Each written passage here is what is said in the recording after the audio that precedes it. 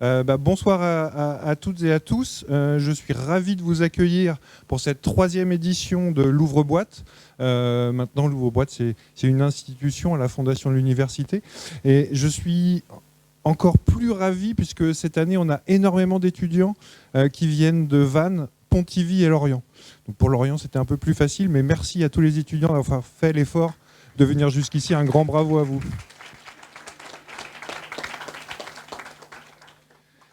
Donc pour cette soirée, l'équipe de la Fondation a choisi le thème des jeunes et des idées innovantes pour le territoire. Le rôle de la Fondation de l'UBS, c'est de créer des passerelles entre le monde socio-économique, l'université et les étudiants. Chaque année, nous accompagnons et favorisons l'entrepreneuriat et l'innovation, que ce soit au travers de la création d'entreprises, mais également de l'engagement sociétal au niveau des étudiants. Et ce soir, justement, nous avons le plaisir de réunir des personnes engagées qui vont nous partager leur expérience, leurs idées, leurs envies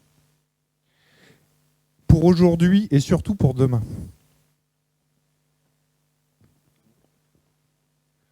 Un grand merci à nos mécènes pour leur soutien qui nous permettent la mise en œuvre de cette belle soirée. Merci à la Banque Populaire Grand Ouest, au Crédit Mutuel de Bretagne, la Boîte à Sourire, la Coloc, Pudding Créative, Ronan Algalorondo, excuse-moi pour avoir écorché ton nom, mais merci pour les photos, et le traiteur K5 qui va nous régaler ce soir. Donc je ne vous en dis pas plus et je vous donne rendez-vous au cocktail pour échanger ensemble et faire un petit jeu. Et je laisse la parole à Cécile, notre super maître de conférences et de cérémonie. Bonne soirée à vous tous.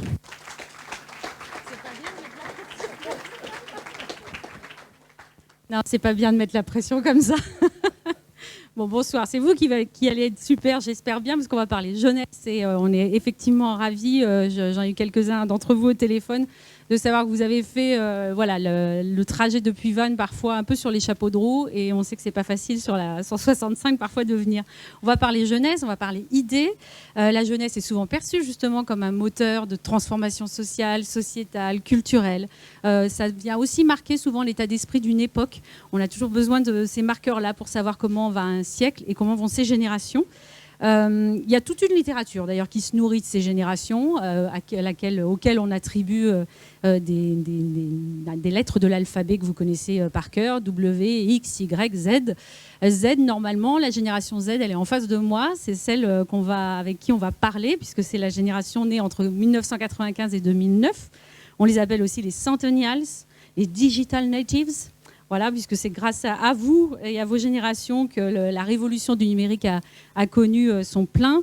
En tout cas, ce qui est sûr, c'est que c'est une connexion, une ultra-connexion qui nous a permis de changer notre manière de travailler, de voyager, de consommer, d'apprendre et même aussi de militer, de s'engager parfois. Donc c'est toujours très intéressant de regarder ces générations-là, mais seulement la génération suivante, on avait un peu terminé quand même l'alphabet. Donc on repart. Ceux qui sont derrière nous, qui arrivent, ce sont les alphas. Autant vous dire qu'il va y avoir de la recherche de domination dans l'air. Alors bon, on ne va pas faire un Game of Thrones des générations, à l'idée au contraire de voir comment chacune a pu amener son potentiel, son moteur, sa vivacité pour transformer, j'espère, notre société. On va aussi se poser les bonnes questions. On dit que la prochaine génération, avec la révolution numérique qui est actuelle, va devoir carrément recomposer la définition de qu'est-ce qui est humain.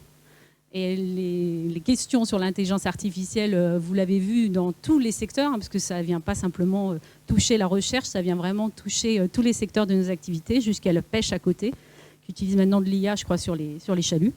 Les chercheurs ont de quoi travailler. Alors, on va déjà voir un petit peu avec les témoignages ce soir. On va avoir un grand témoin, et puis on va avoir quatre témoins de l'UBS, qui vont venir un petit peu nous expliquer comment de l'idée ils sont arrivés à la concrétisation. J'espère que ça vous inspirera. Mais avant, j'aimerais voir avec vous, c'est quoi une bonne idée? Parce que c'est facile d'avoir des idées. Maintenant, entre l'idée qu'on a et la rendre concrète, en faire un levier d'impact positif sur la société, en faire un outil de transformation, parce que toutes les idées, normalement, amènent à transformer. Je voudrais bien savoir ce que ça évoque pour vous. Alors, on va faire un petit wood clap. Vous avez juste à scanner le QR code. Alors, sur le côté, là, ça va peut-être pas être évident. Il faut peut-être que je disparaisse, là, un peu. Voilà, sur l'ordi, vous avez vu la question. Selon vous, quels sont les atouts pour concrétiser une idée? Alors, il faut répondre de manière courte. Alors, je suis d'accord avec vous, d'abord, il faut en avoir une, mais celle-ci, elle est percevable. Vous répondez autre chose. Alors, est-ce que c'est de l'audace, de la créativité, de l'argent, du réseau? Ouais. Vous avez pu vous connecter. En quelques mots.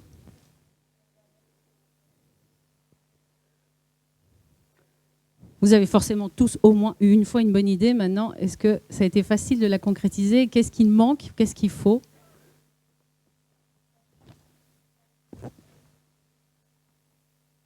Pendant ce temps-là, je vous cite une...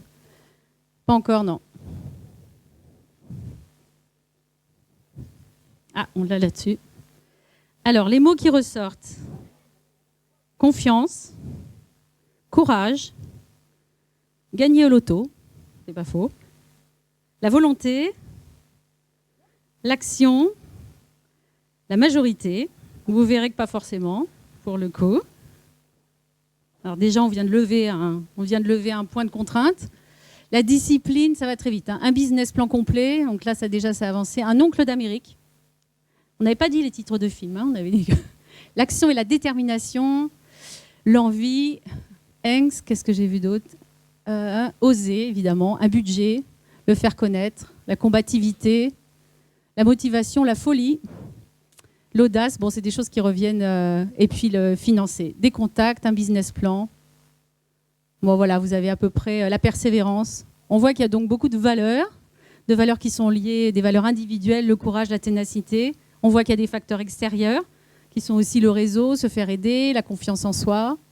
Et puis, il y a aussi, bah oui, forcément, le business plan, le financement, l'aide. Alors, je ne vois pas l'université, moi. Personne n'a mis l'université. L'UBS, elle est où, l'UBS? Bon, en tout cas, ça cogite. On a bien compris qu'il ne suffit pas d'avoir une idée. Il y a eu, merci. Je me demande d'où ça vient. Alors moi, j'aime bien la définition. Il y a Georges Bernard Shaw, qui est un écrivain que vous connaissez sans doute, qui avait fait My Fair Lady Pygmalion, la fameuse pièce, qui dit les idées sont comme les enfants, les vôtres vous semblent toujours les meilleures. Donc, il est toujours bon d'avoir quelqu'un pour ensuite vous dire si votre idée est pas mal. Alors, on va surtout, avant de se dire effectivement, de se convaincre qu'une idée est brillante, la question cruciale, c'est comment décerner une bonne idée, effectivement, dans un monde où on est quand même saturé d'opinions, de bonnes idées, de gens qui témoignent de tout un tas de choses. Dès qu'ils se réveillent le matin et qu'ils ont une idée, parfois elle est sur les réseaux sociaux avant même d'avoir été posée, même avec un papier et un crayon sur le bureau. Comment on passe de l'idée à l'action? Comment on navigue entre l'enthousiasme créatif qu'on a dans la jeunesse et puis l'évaluation critique des idées, justement, pour en faire des véritables leviers de changement. C'est un petit peu tout ça qu'on va aborder aujourd'hui. Et ce soir, on va commencer par une belle success story. La Fondation UBS a eu la bonne idée de caster Jules Simian, qui va me rejoindre, qui est le fondateur du réseau social dont on va parler, qui s'appelle Extra Student. Donc, Jules, je vous laisse me rejoindre. On va se faire un côté bar. Il faut l'ouvrir. Voilà. Bonjour à tous. Waouh. Il a une grosse voix, Jules. C'est bon. Alors, Jules Simian, brocherie, vous avez 22 ou 23? Bientôt 22. 22. Même pas 22, d'accord. Même pas 22. Vous êtes fondateur donc, de Extra Student, qui est une plateforme, je trouve que c'est dur à dire. Donc, je disais, Extra Student, donc une plateforme qui est une plateforme en ligne qui est dédiée aux lycéens, aux étudiants, qui à l'origine et donc permet d'échanger des cours, des milliers de documents, des tas de fiches entre personnes qui sont inscrites, donc plutôt lycéens et étudiants, développer les connaissances, les compétences. Donc ça, c'est une idée que vous avez eue à 17 ans, qui a fait son chemin, puisque là, quand on va sur le site, on voit plus de 200 000 usagers. Je crois que même ça doit être plus de 250 000, parce que ça a dû augmenter depuis que le site a été peut-être mis à jour. Ça a fait communauté de manière exponentielle, de manière incroyable dans le temps. Et puis, ce qui a fait qu'on vous a repéré comme beaucoup de médias et comme beaucoup de gens, c'est que vous avez été le plus jeune des entrepreneurs du classement du magazine économique Forbes. Donc forcément, ça titille. Donc moi, ma première question, et je vais vous passer le micro, évidemment, c'est une véritable success story. Et pourtant, cette idée-là, elle est née, je dirais pas dans la douleur, mais quand même un peu dans la détresse. Elle est née par nécessité, puisque au moment où cette idée est née, vous étiez en terminale et confinement arrive. Et on sait ce qu'il est arrivé à des milliers de lycéens qui se sont retrouvés tout seuls avec leurs cours et à devoir gérer. Donc, comment s'est passée un petit peu cette histoire? Racontez-nous le début. Exactement. Voilà, c'est vrai que forme, c'est pas vraiment l'image que je retiendrai de mon parcours, enfin en tout cas de mon début de parcours, parce que je suis pas encore arrivé là où on s'imagine tous arriver un jour. C'est vrai que bon, j'étais lycéen pendant le Covid, donc en 2020. Je sais pas si, je pense qu'il y en a certains qui ont mon âge ici, donc 2020, on se rappelle, on était tous confinés et soit on passait nos journées à jouer aux jeux vidéo, soit à scroller un peu inutilement sur les réseaux, soit pour ceux qui avaient la chance de pouvoir se balader, ils se baladaient. Mais moi à Paris, on était interdit de balade, à part si on avait un chien. Et enfin, avoir un chien juste pour le Covid, c'était pas forcément une très bonne idée. Donc il y a eu beaucoup d'adoptions, c'est vrai. Donc je restais quand même majoritairement chez moi. Et il se trouve que moi j'étais dans un bon lycée, donc j'avais pas trop ces soucis-là de décrochage et de manque de suivi. Mais à ce moment-là, je me mets à écouter la radio, ce qui n'est pas anodin pour un jeune. Mais je me mets à écouter la radio et à essayer de comprendre un peu ce qui se passe. Et j'entends qu'il y a une espèce de crise du décrochage scolaire, une espèce de crise du suivi. Et qu'en fait, il y a des gens qui ne sont pas dans mon cas. Et ça me choque parce que dans mon petit confort de lycéen un peu inconscient du monde qui l'entoure, je me dis mais attends, c'est dingue, il y a vraiment des gens qui n'ont pas cours, il y a vraiment des gens qui ne profitent pas de leurs profs, même pendant le Covid. Et oui, donc je me suis dit que c'était tout simplement le moment de créer une plateforme que j'avais un peu toujours rêvé de créer, même si j'étais passé par plein d'autres projets qui avaient tous foiré majestueusement. Et je me suis dit que c'était intéressant de créer un site de partage de fiches. En fait, moi, je n'étais pas celui qui produisait les meilleures fiches en classe.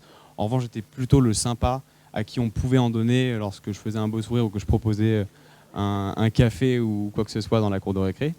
Et donc je me suis dit, en fait, le problème du partage de la fiche, du partage du contenu en général, au sein d'une classe, c'est qu'on est 30 et donc chacun est en concurrence avec l'autre. Or, si demain, on superpose ce concept à l'échelle nationale, moi je m'en fous de filer une fiche ou un contenu ou de donner une réponse à un élève de Lorient ou à un élève de Marseille ou à un élève de Nantes. Donc je me suis dit, il faut tout de suite viser très large, comme ça. Voilà, pas de concurrence, les gens n'auront pas d'appréhension à aller sur le site. Et, je l'espérais, ça peut fonctionner. Donc j'ai lancé ce site très rapidement. En gros, c'était un site d'open source, d'open data, de plein de fiches. Tu venais, ça fonctionnait à la manière d'un blog, et tu pouvais poster ton document ou poser un sujet sur la table. Il n'y avait pas à l'époque de système de réseau, donc on ne pouvait pas se répondre ou liker ou référencer des contenus. C'était juste vraiment un fil comme sur un média, quoi. Et ça a très bien marché. Dès les premiers jours, on a eu beaucoup de gens. Et puis Instagram à l'époque, comme sur tous les réseaux sociaux du Covid, comme on était chez nous et qu'on n'avait pas grand-chose à raconter, la première initiative, on était heureux de pouvoir relayer le contenu, partager les bonnes initiatives, ce qui n'est plus tout le cas aujourd'hui. Pour être dans le même système, les gens ne partagent plus trop les trucs cool parce qu'ils ont retrouvé une vie sociale forcément. Et donc à l'époque, vraiment partage massif, tous les gens que je croisais digitalement me disaient « j'ai entendu parler de ce projet ». Voilà. Donc c'était cool, ça s'appelait Élèves solidaires. En plus, ça parlait rapidement, on comprenait le projet. Et donc en quelques semaines, quelques mois, on avait des dizaines de milliers de fiches, des dizaines de milliers de gens qui venaient, parce qu'à l'époque, c'était des visiteurs et non pas des utilisateurs, parce qu'on n'avait pas encore un système d'accueil très, très, très développé. Et donc voilà, ça s'est développé comme ça pendant le Covid en fait. Donc un projet Covid qui m'a, moi derrière, fait sortir de l'université au bout de quelques mois et qui m'a construit et qui a fait qu'aujourd'hui, on va probablement en parler avec tes prochaines questions, mais que ça a bien grandi et que c'est un peu plus qu'un site de confinement. Voilà. La question, c'est là on entend que c'était d'abord un site qui était fait pour éviter le décrochage scolaire, pour être solidaire. À quel moment, du coup, on commence à comprendre que là, il y a peut-être un business à en faire, parce que vous êtes vous-même, de toute manière, étudiant, 17-18 ans, vous allez avoir Parcoursup, ça existait. Oui, ça existait déjà, évidemment.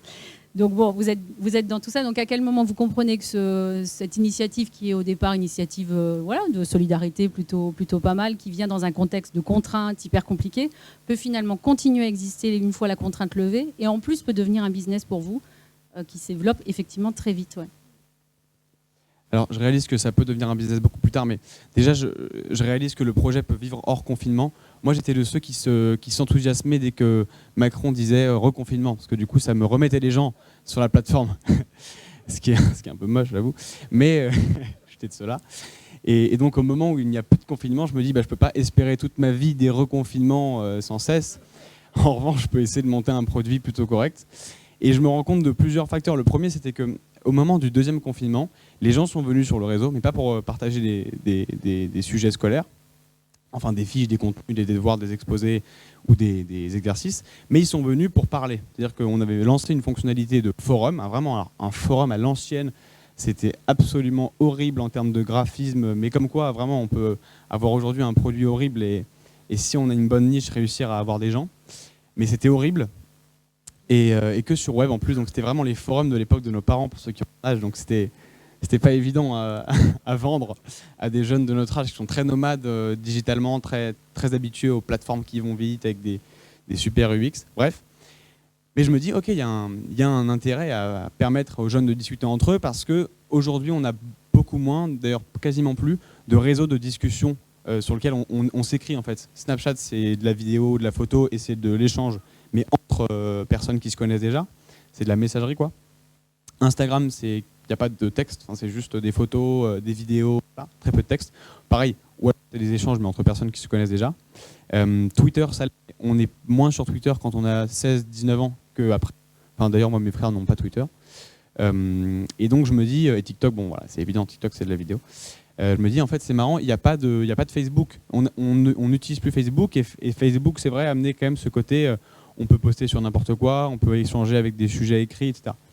Et donc, à ce moment-là du deuxième confinement, je ne sais pas si vous vous rappelez de la situation, mais des élèves étaient reconfinés. Or, on n'avait pas eu le temps de partir de chez nous pour rentrer si on habitait loin ou si on habitait à l'étranger. Et donc, beaucoup de jeunes étaient dans leur chambre d'étudiants et n'avaient pas accès à leur vie sociale forcément. Et pour la deuxième fois d'affilée, c'est un peu plus dur que la première. Et donc, il y a eu un nombre de suicides c'était du jamais vu. Il y avait vraiment une espèce de contexte psycho absolument horrible chez la population étudiante. Et donc, notre réseau a un peu servi de safe place, d'échange de soutien psychologique. Du coup, j'ai fait venir une horde de psychologiques. Donc, c'était un peu plus large que juste un réseau d'étudiants. On avait des psys qui interagissaient avec les étudiants. Mais je me suis rendu compte de l'intérêt en fait, d'avoir un endroit entre pairs, à l'écrit, pour notre génération. Et donc, c'est un peu parti de là. Et puis après, par la suite, l'idée du business que j'avais, j'en avais pas au début. Tous les gens qui viennent plus ou moins ou qui prétendent venir du monde des social apps. Alors, il faut savoir que le monde de la social app, c'est un monde génial. C'est un monde surfinancé depuis 40 ans. Donc, dès que vous croisez les fondateurs de social app, c'est des mecs qui sont vraiment blindés, mais ils n'ont jamais fait 1 euro avec leur application. En fait, ils ne savent pas ce que c'est qu'un business model. Pour la plupart, en tout cas les Français, ils ont pris des centaines de milliers d'euros de surtout des millions, de beaucoup de fonds d'investissement, mais dès qu'on prend un café avec un mec comme ça, à aucun moment il vous parle de business model. Alors moi, je fais plus partie de cette génération-là, des surfinancés, on ne peut plus aller chercher de l'argent qui n'existe pas. Et puis là, avec les récentes mesures du gouvernement, je ne sais pas si vous avez écouté ou lu le projet de loi de finances, mais il n'y a plus le CIR, il n'y a plus le statut de JEI, donc bref, c'est plus compliqué pour les startups. Donc il faut des modèles économiques dès le début d'une aventure. Et donc moi, je ne comptais pas partir sur un modèle juste, ok, j'ai des actifs, donc c'est cool, donc un jour j'aurai de la pub et de toute façon, je vais lever. Donc en fait, au pire, dans 5 ans, je sors avec de l'argent et l'app, je la revends à je ne sais qui, et voilà. Donc j'ai cherché un modèle économique tôt et je me suis dit, pourquoi et qui pourrait s'intéresser à des élèves? En fait, des écoles. Et qui a envie de parler à des écoles? Des élèves. Et en fait, j'ai remarqué en discutant avec beaucoup d'élèves, et comme j'étais lycéen, je remarquais sur moi-même que je cherchais une école et j'avais jamais réussi à avoir une interaction avec une école. C'est-à-dire que soit on envoie un mail, mais bon, il atterrit jamais, ou alors on ne répond pas. Soit il faut aller à une JPO ou sur le campus, et souvent, moi, mon école, elle était très loin de chez moi, donc c'était pas du tout pratique. Et donc je me suis dit, ce serait intéressant d'intégrer les écoles, pas les entreprises, juste les écoles d'abord, pour que, moi, si j'ai envie d'étudier typiquement à l'UBS, j'aurais adoré. Malheureusement, je n'ai pas pu. Que je puisse parler à l'UBS directement depuis la plateforme. Et donc au début, c'est un peu une idée qui est génial parce que ça nous rappelle Welcome to the Jungle, ça nous rappelle LinkedIn pour le recrutement des actifs. Mais c'est très compliqué à aller vendre lorsqu'on est très jeune, qu'on a une plateforme qui ne tient pas encore la route et qu'on s'adresse à des écoles et qu'on n'a pas fait d'études. Vraiment, ça c'est très compliqué, le schéma est pas bon.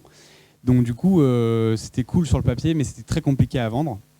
Donc je me suis mis à chercher un peu de fonds, même si c'était pas forcément le modèle que je voulais adopter au départ. Il se trouve que sans argent et sans copains CTO, enfin sans copains dans la tech, dans le développement, c'est compliqué à monter vraiment une bonne appli, un bon système qui puisse derrière nous permettre de vendre.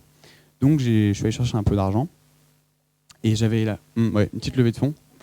Alors, en fait, j'en ai fait 2 parce que post-Covid, donc j'avais de la chance, j'avais été pas mal médiatisé, j'avais rencontré un paquet de gens et donc j'avais rencontré des business angels à qui j'ai parlé au moment où je voulais lancer du coup mon app, ma première app, après mes 2 sites qui a bien marché. Et en fait, le premier auquel j'ai parlé, il m'a directement dit ce que tu demandes comme somme, moi je te la donne direct. Il pensait en fait que je pense qu'il pensait que j'allais rien en faire ou alors juste profiter pour rattraper le temps perdu que j'avais perdu pendant le lycée sur ma plateforme. Mais non, je l'ai utilisé à bon escient. Et donc j'ai construit l'application avec ça, j'ai recruté mon premier salarié avec ça. C'était un de mes amis qui a monté un média, qui était un très bon marketeur, qui m'a quitté récemment, qui a changé de boîte. Et ouais, c'est peut-être mieux comme ça. Et non mais c'était une décision commune, c'était cool. Mais voilà, et donc on a lancé l'application en juin 2022 avec 50 000 euros. 50 000 euros. Pour ceux qui, en ce moment, soit cherchent un projet, soit ont un projet et cherchent à avoir une petite mise de départ. Moi, en fait, j'avais été complètement... Enfin voilà, j'ai été bête. J'étais pas allé demander à la BPI le prêt d'amorçage. C'est 30 000 euros, on donne à tout le monde. D'ailleurs, c'est pas top de donner à tout le monde comme ça parce que c'est de l'argent public.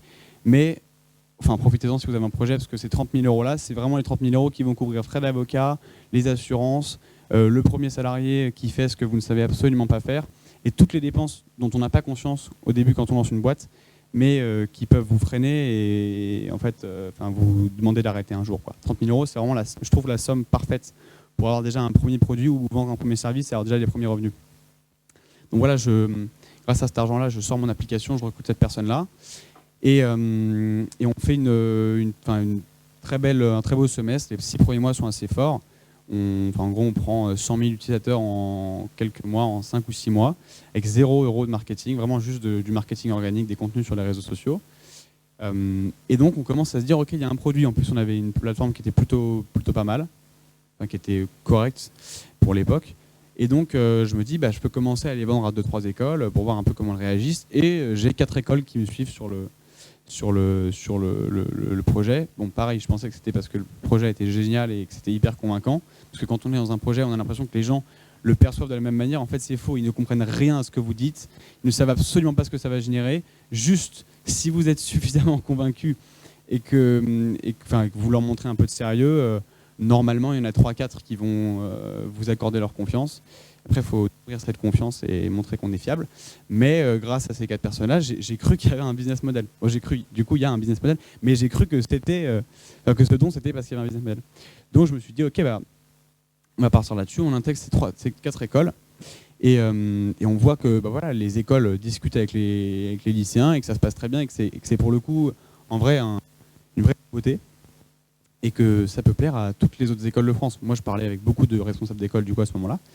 Et ça leur plaisait. Mais il fallait que je restructure le produit, il fallait que je le modernise, il y avait plein de briques à retravailler. Il me fallait un back-office, un accès d'administration pour les écoles aussi. La proposition était encore trop faible.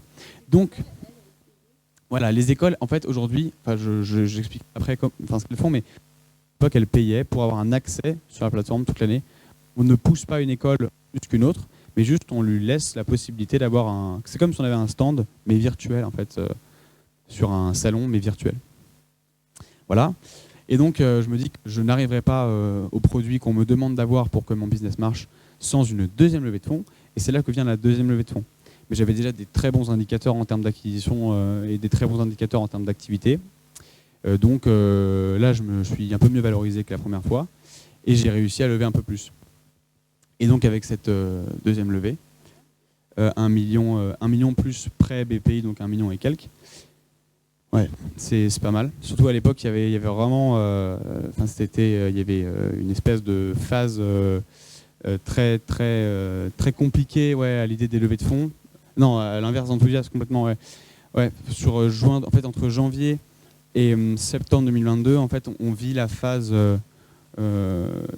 C'est le cimetière des fintechs. Moi, j'appelle ça parce qu'en fait, toutes les fintechs qui se sont lancées en 2015-2016. Je ne sais pas si vous voyez ce que c'est qu'une fintech. C'est une néobanque, banque en ligne. Voilà. Il y a des néobanques vertes qui marchent très bien, il y a des néobanques pour ados qui marchent moins bien. Mais elles se lancent toutes en 2016. Elles lèvent toutes de l'argent en 2017-2018. Et 22, c'est le moment où, en fait, après une série A, donc après une deuxième ou une troisième levée de fonds, on vient leur demander les comptes. Alors, on en est au niveau renta, comment ça se passe, les effectifs, etc. Et là, vraiment, c'est catastrophique. Il n'y en a pas un qui a réussi à gérer correctement sa boîte. Du coup, c'est vraiment le cimetière. Elles meurent les unes après les autres. Et donc, ça arrivait au FinTech, mais aussi aux AssureTech, enfin, beaucoup de boîtes. Et donc, j'arrive dans la pire période, le gel complet des fonds. Donc, tous les investisseurs que je croise au départ, déjà, la plupart ne me reçoivent pas. Mais surtout, ils me disent « Waouh, un réseau social, t'as vraiment rien compris, là, il faut monter autre chose. C'est pas le bon truc, quoi. » Heureusement, donc faut croire encore une fois en ce qu'on vend. Hein. Je continue ma quête. Pour vous donner un ordre d'idée, une levée de fonds, c'est déjà faut être prêt mentalement à se prendre des énormes baffes parce que c'est vraiment que des gens qui vous disent non, j'y crois pas, et vous recevez des mails de fonds très sérieux ou de gens très sérieux qui vous disent vraiment avec en plus c'est très circonstancié souvent. Voilà pourquoi ça marchera pas. Il faut pas prendre peur parce que Airbnb, je sais pas si vous voyez qui est le fondateur, mais Brian Chesky, qui est un grand entrepreneur et qui est une grande figure là-bas et ici, qui était l'un des ambassadeurs de Y Combinator, qui est un gros incubateur là-bas, avait fait leaker, avait fait fuiter le mail que lui avait envoyé le plus gros fonds américain à l'époque. Quand on était adoubé par ce fonds-là, la boîte marchait, lorsqu'on ne l'était pas, la boîte mourait. Et lui, ce fonds-là lui avait dit Hello Brian, on est désolé, mais vraiment ton business il est zéro, ça marchera jamais. Ça a été fait 40 fois, les bed and breakfast. Airbnb c'est une des merdes quoi. Donc il a ressorti ça en disant ouais dommage que vous n'ayez pas une part de ma société. Mais bon, je pense qu'ils en ont quelques-unes dans d'autres sociétés qui marchent correctement, donc j'ai pas trop de soucis à me faire pour eux.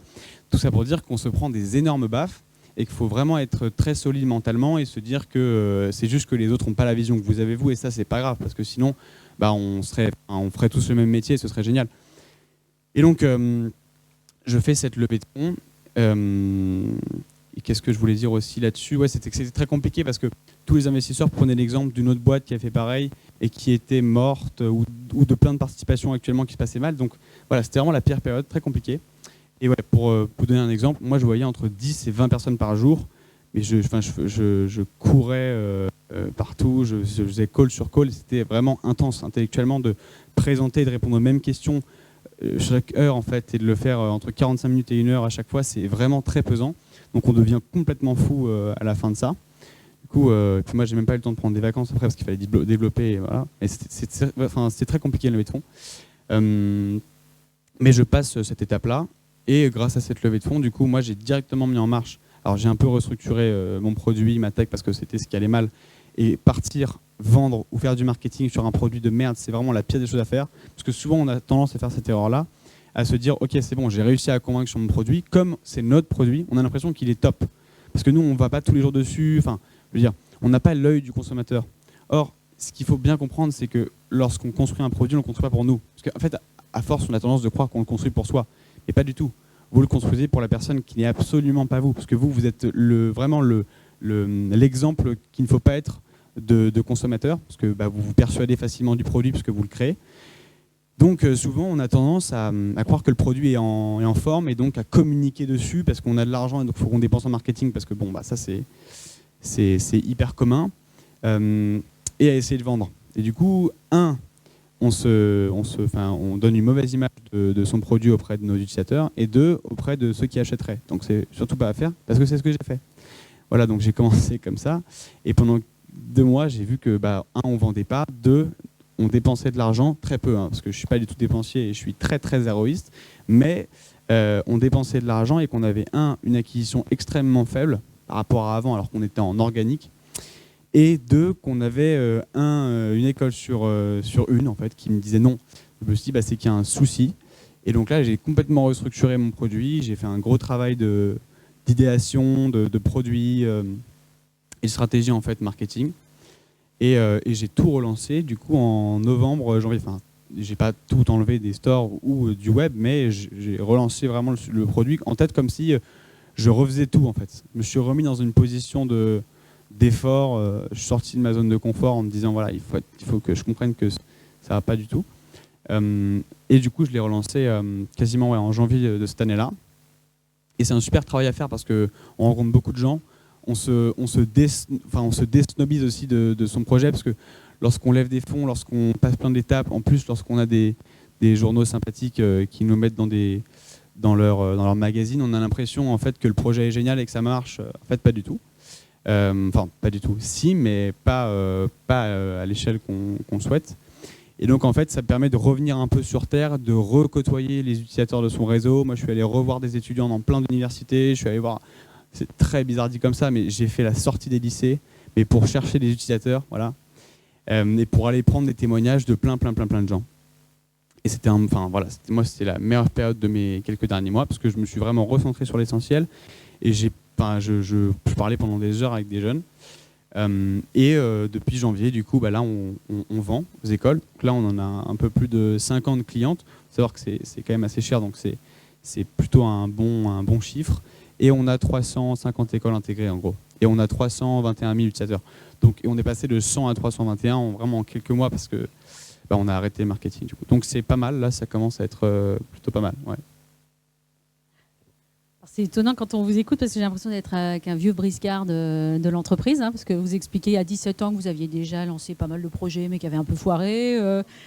Non, mais ce qui m'intéresse là, mais comme là on ne va pas rentrer forcément effectivement dans le côté marketing ou même l'opération financière qui marche bien, ce qui m'intéresse c'est aussi la culturation que vous aviez sur le côté entrepreneurial. Alors je crois que vous aviez des parents qui sont entrepreneur indépendant, s'il me semble bien avoir écouté certaines choses que vous écriviez. Donc, mine de rien, vous avez fait un peu le truc à l'envers. C'est-à-dire qu'à 17 ans, vous parlez de business plan, vous savez déjà que c'est comme ci, c'est comme ça, que le produit n'est peut-être pas top, mais si vous le présentez bien, que vous le contrôlez bien, que vous le présentez bien, ça va marcher. Vous avez quand même dû repasser ensuite par une école. Vous avez fait, je crois, l'école qui a été créée par JR, le collège, collège citoyen, c'est ça ? Non, j'ai bien compris, mais qui en tout cas encourage avec ce genre d'atypicité de parcours. Donc, c'est quoi votre parcours aussi et qu'est-ce qui est venu quand même acculturer cette espèce de inné un peu du sens des affaires et de l'entreprise ? Alors en fait, ouais. Moi j'ai grandi dans une famille donc avec une mère qui est agent immobilier et un père qui bosse pour ce qu'on appelle des SCOP, entreprises adaptées. Donc c'est des entreprises qui recrutent que les personnes handicapées, mais qui n'est pas vraiment un entrepreneur en fait dans l'âme, plus un opérationnel surtout. Et donc j'ai pas été vraiment, ma famille, je passe quand même par un cycle, comme n'importe quelle famille, c'est totalement normal par ailleurs, mais que je passe par un cycle d'études.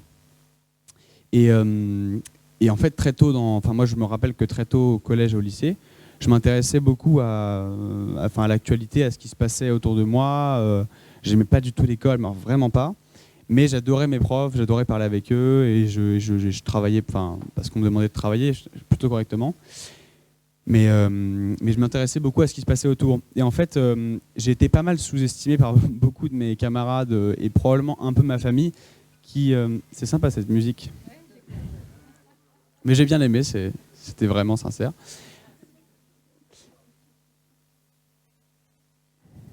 On mettra ça plus tard sur les enceintes. Ouais. Et donc en fait, j'ai probablement nourri une petite frustration qu'on s'intéresse pas vraiment à ce que moi je pensais et à ce que j'avais vraiment dans moi quoi. La quête que j'avais. C'est pas juste, on n'est pas juste rebelle pour être rebelle. Moi après j'étais pas rebelle, je mettais pas une cagoule, j'allais pas casser les banques dans la rue, mais j'étais rebelle, je comprenais pas très bien le système scolaire. Je lisais mon livre Hachette là et je voyais programme 2012, j'étais en 2019, je me disais il y a un petit problème de. Si j'ouvre n'importe quel journal, on me parle de telle crise et actuellement on me parle d'un truc qui date d'il y a 8 ans. Il y a peut-être un souci. Donc non, apparemment parce que j'étais pas vraiment reçu comme comme je l'aurais souhaité. Et donc j'ai un peu nourri cette frustration-là. Donc j'ai vraiment cultivé cette envie de me barrer très vite, pas de chez mes parents, mais de devenir très indépendant très vite. Donc j'ai toujours voulu être plus âgé que je ne l'étais, bien sûr pour entrer dans certains bars, mais surtout pour fréquenter des gens plus vieux en fait. Et je parlais souvent, parfois plus aux copains de mes parents qu'à mes potes. Donc voilà, je me souviens que c'était un souvenir que j'avais. Et donc j'avais aussi envie de grandir. Et donc je me suis vraiment nourri à l'économie d'Internet. Enfin, sur YouTube, on peut trouver Alex Hormozy, on peut trouver beaucoup de gens qui parlent justement de cette émancipation par l'entrepreneuriat, de cette liberté, etc. J'ai pas du tout été nourri à Oussama Hamar. Donc ceux qui ont des questions sur Oussama Hamar, c'est pas à moi qu'il faut les poser. Je déteste ce mec qui par ailleurs a construit une très belle maison d'entreprise. Voilà, bon, c'était une belle maison The Family. Malheureusement, ils ont tout volé, mais bon, c'est pas grave, c'est normal apparemment. Mais voilà, donc c'est venu de là. En fait, c'est nourri de plein de frustrations. Souvent, les meilleurs, en tout cas, moi je fais partie des meilleurs, je pense, mais je crois que je fréquente beaucoup de gens qui sont très très bons. Ils ont nourri une grosse frustration dans leur enfance. Donc si vous avez vécu un moment très compliqué, ça vous forge vraiment l'esprit et normalement vous êtes vraiment imbattable sur beaucoup de plans. Donc c'est venu de là. Économie d'Internet, donc toutes mes réponses j'ai trouvées sur Internet. Mais il a fallu passer par une école, parce que du coup j'avais pas d'argent à 17 ans, et un projet qui marchait, mais pas d'argent. Et donc par conformisme, je suis rentré à l'université. J'ai négocié une bourse avec une université qui m'a pris à Madrid, parce que moi je voulais partir de France. Je pensais que la France n'était pas un bon pays pour entreprendre. Et puis après, je me suis rendu compte que pour rien, en fait, je la quitterais à nouveau, même si je paye les impôts du coup depuis que j'ai 19 ans, donc je sais ce que c'est que payer les impôts et ça me fait chier aussi. Mais voilà, donc ouais, voilà, c'est ça. Ouais, ça finance les universités, pas l'hôpital. Mais bon, enfin, il y a des sujets à côté. C'est un truc d'État, quoi. Mais voilà, donc je suis allé à Madrid pendant quelques mois, c'est super sympa. J'ai goûté un peu les saveurs du coin et j'ai pas du tout aimé en fait l'université, encore pire que le. Alors attention, j'étais dans une école privée, donc c'est très différent en termes d'enseignement, de qualité de professorat et du calendrier qu'on a. Enfin, en vrai, je suis pas filmé là, parce que c'est vraiment n'importe quoi les écoles. Par quelques écoles privées qui sont vraiment. C'est affligeant en vrai le niveau de proposition et l'offre est tellement pauvre. Donc moi je me suis dit pour rien, je vais rester là-dedans à payer, parce que vraiment pour payer, vraiment c'est un sujet qui me tient à cœur. Mais bon, bref, donc j'avais envie de m'en aller et pour ça il fallait que je génère un peu d'argent, parce que pour revenir en France et expliquer à mes parents que j'arrêtais mes études, il fallait que j'ai un petit peu d'argent. Donc c'est là du coup que j'ai vendu mes premières pages à mes écoles, que j'ai montré que j'avais un début business model et donc que ça me permettait, à la suite de ça, de convaincre des investisseurs un peu plus solides, pour un tour un peu plus solide, de me faire confiance et donc de me permettre de complètement devenir indépendant. Donc voilà d'où c'est venu. J'ai aussi fait l'école de JR, de Thierry Cotillard, de quelques personnalités qui sont très inspirantes pour moi, qui sont aujourd'hui des mentors très importants, qui est en gros une école de... Comment dire ? C'est une formation un peu comme l'ENA, mais qui ne recrute que des gens du terrain, donc des responsables d'associations, des pompiers, des agriculteurs. Moi, dans ma promo, c'était assez dingue parce que j'étais assis à côté d'un agriculteur et d'un policier. Et en même temps, c'était François Barouin qui nous faisait des cours de finances publiques. Je ne sais pas si c'est le meilleur exemple, mais remarque. Mais on avait aussi, François Hollande. Je ne sais pas non plus si c'est le meilleur exemple. Plein de gens super intéressants qui nous faisaient cours et donc c'était un super moment. Surtout, ce que le collège m'a apporté, je dirais, c'est que j'étais vraiment dans un entrisme. Quand on quitte l'université, on se retrouve qu'avec des gens qui quittent l'école pour monter des boîtes. Et c'est-à-dire que c'est un espèce de cocon qui est très, très, très compliqué à cerner, parce que ce sont que des gens qui veulent devenir milliardaires, mais très peu qui veulent et qui sachent exécuter, parce que compliqué de savoir exécuter quand on sort de l'université. Donc c'est un peu comme tu disais, c'est ceux qui font des vidéos sur Instagram avant de vraiment bosser ou de construire un produit sur leur idée. Donc ça m'a fait du bien de venir dans une école, d'aller dans une école. J'avais candidaté sur Facebook à l'époque où ils créaient leur première promo. Donc j'ai atterri là-bas vraiment par hasard.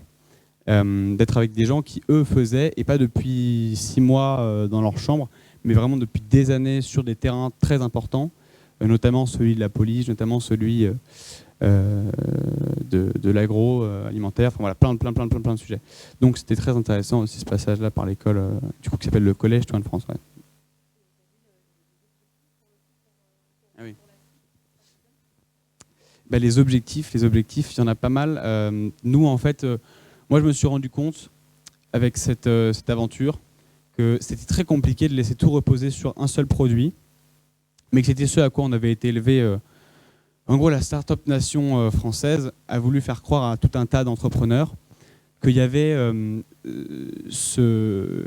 comment dire, c'est un leurre pour moi, hein, mais cette idée du product only. En fait, il y a un potentiel dans le product only, c'est-à-dire que si vous avez une idée, ben, on va que miser sur ça. Il n'y a pas forcément on ne peut pas pivoter vraiment trop pour que l'idée ne soit plus la même que celle qu'elle était avant. Parce que ce qui compte, c'est l'idée qu'on a au moment où on la présente.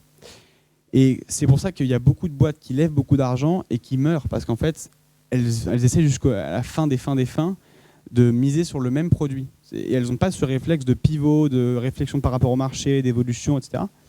Enfin, c'est très facile à dire comme ça, mais vraiment, je vous jure que moi, je l'ai vu sur des mecs qui me disaient il leur restait probablement 2 ou 3 millions d'euros en trésorerie. Et ils avaient un plan avec les mêmes salariés qui travaillaient sur les mêmes trucs, avec les mêmes lignes marketing pendant 2 ans pour vider la caisse parce qu'en fait ils pensaient que le produit un jour allait se réveiller et les investisseurs ne voulaient pas qu'il fasse de pivot trop conséquent.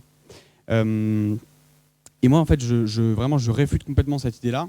Je pense qu'on a été mal élevé en fait dans notre écosystème startup avec cette idée qu'on pouvait avoir qu'une idée et que c'était là-dessus qu'il fallait vraiment travailler. En fait, moi, je pense que la meilleure idée qu'on se fait de son entreprise, c'est celle que nous donne le marché. C'est-à-dire, en répondant, elle dit oui, mais l'idée, elle est bonne.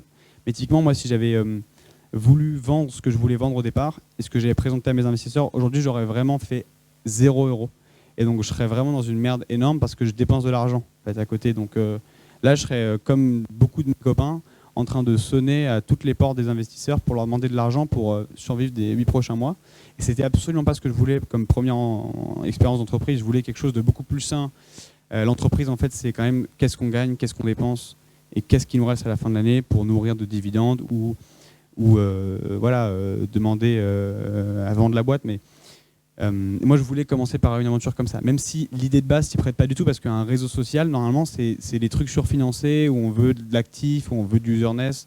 Du coup, on balance en marketing, on balance en tech, et c'est attends avant de faire de l'argent avec ça, quoi. Et je voulais pas vivre dans cette espèce de...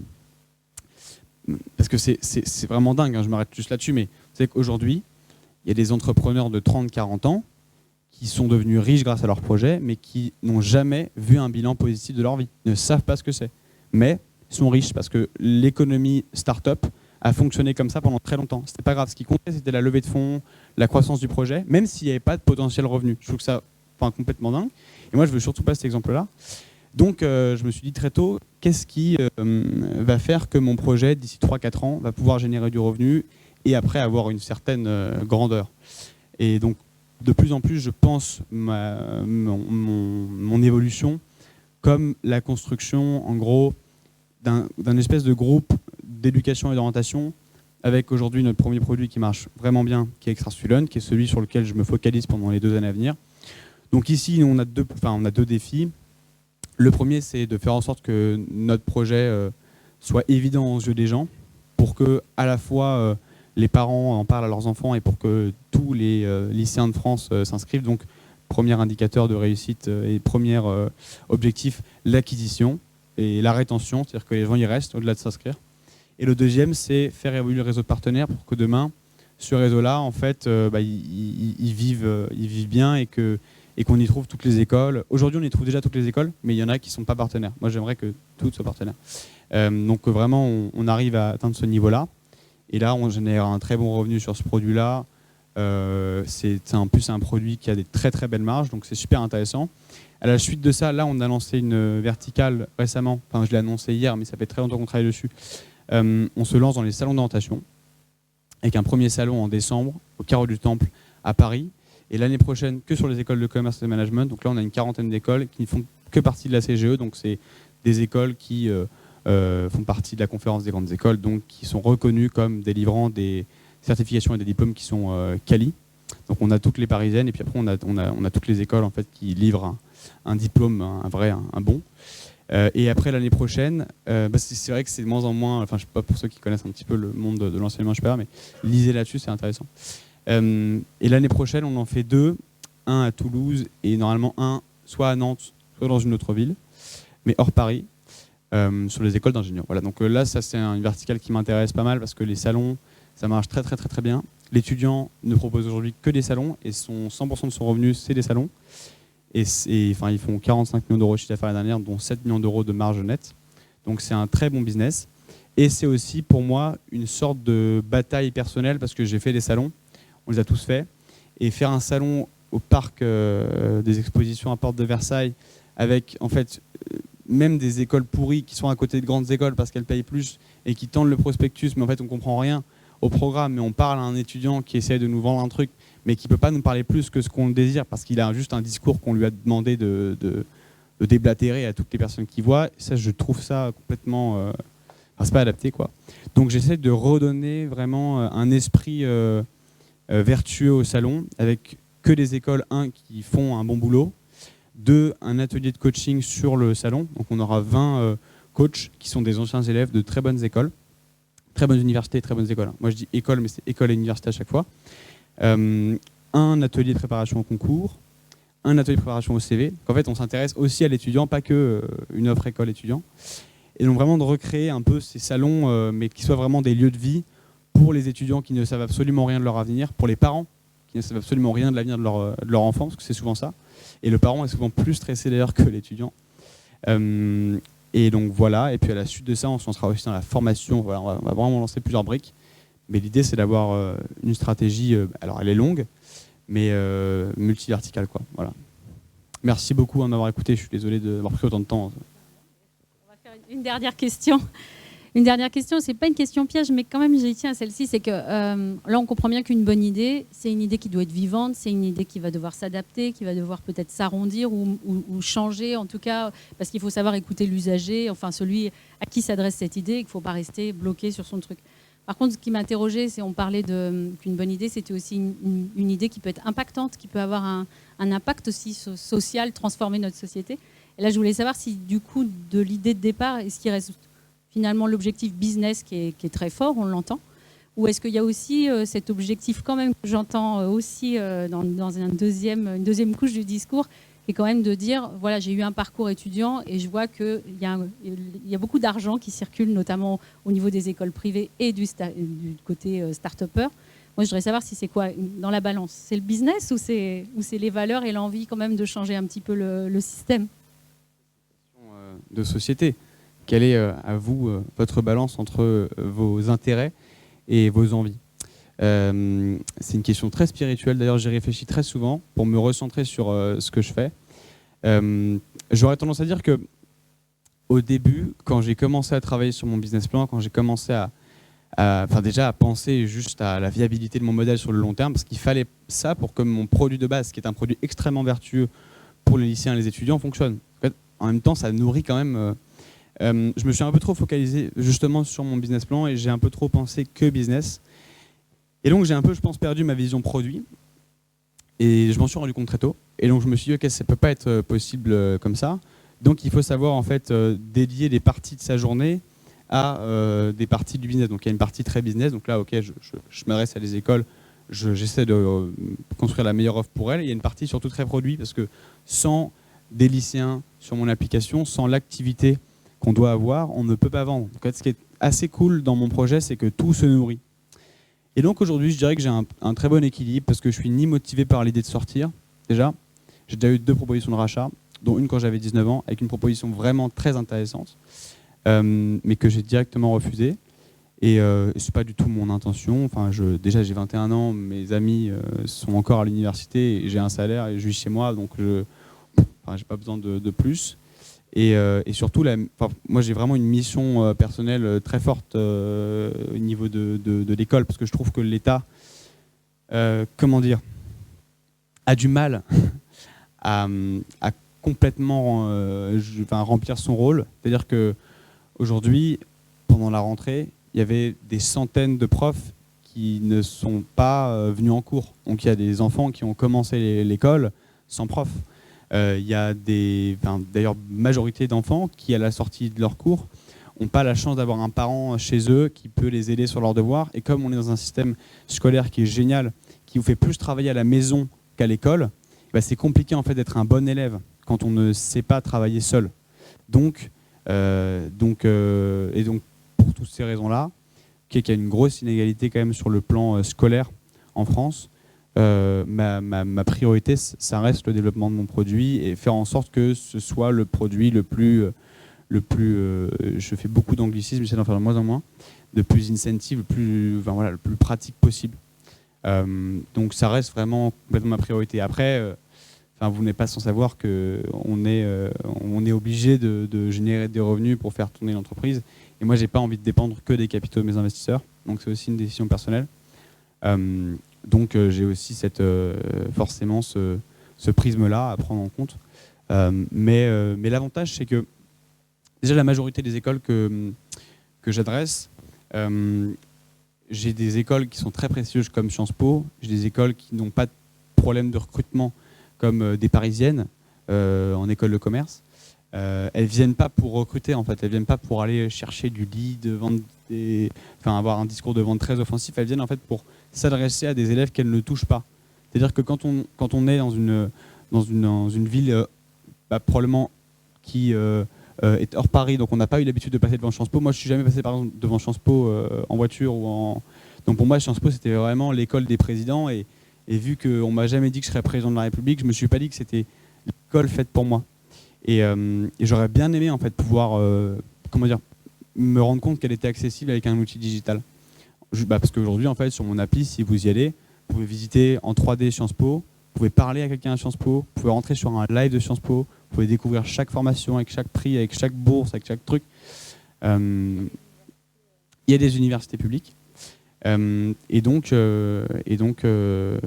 voilà, pour toutes ces raisons-là, il y a une idée que se font les écoles qui est de rendre accessible leur programme, leur université et leur école plus qu'elle ne l'est dans la tête des gens en fait. Donc j'ai la chance d'avoir des clients qui ont aussi une vision très importante et très offensive, très combative sur le sujet éducatif. Donc j'arrive à avoir un bon équilibre sur ce plan-là. Ouais.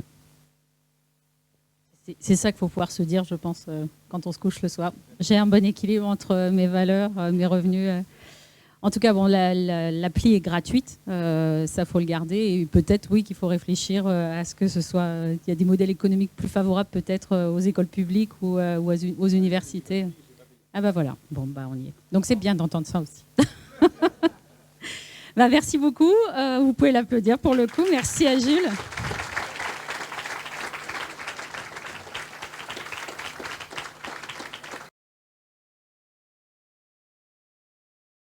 Du coup, Charlotte, on va être moins dans les questions-réponses si je veux que vous ayez le temps d'expliquer un petit peu. Ok. Bonsoir à tous. Donc oui, un début de bonne présentation déjà. Donc je m'appelle Charlotte, je suis à l'UBS, à l'IAE. En deuxième année, je viens de commencer ma deuxième année il y a 2 jours à Institut d'administration des entreprises. Donc, qu'est-ce que je fais bien ? Je suis en contrat CIFRE, donc c'est un contrat doctoral qui s'effectue en entreprise. C'était une décision de ma part d'être autant utile à la recherche qu'aux entreprises. Donc, l'intitulé de ma thèse, c'est bien de commencer par ça, je pense peut-être. Donc, je travaille sur l'impact des variations non verbales sur l'utilisateur d'un outil digital ou sur les plateformes en ligne, voilà, avec une spécialisation donc sur les expressions faciales. Donc quand je dis ça, souvent les gens et encore, je vous ai pas dit que j'ai été formée à l'analyse faciale en réel sur ma première année. Donc je travaille avec Odaptos, qui est un outil de test utilisateur en UI et en UX. Donc UI, on est sur l'interface seule. C'est par exemple les moments où j'analyse les expressions faciales en réponse à des bugs. et en UX, donc on est sur de l'user experience. Donc là, c'est plus l'expérience face au site de manière générale, on va dire, mais on fait aussi du produit. Donc voilà un petit peu pour la présentation globale. Je suis encadrée par Christine Petre, donc au Lego, donc, qui est le laboratoire d'économie et de gestion de Vannes. Je ne sais plus c'était quoi le reste.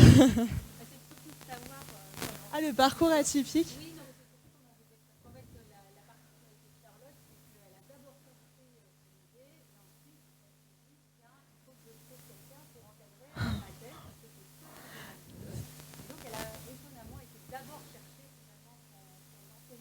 Oui, c'est vrai.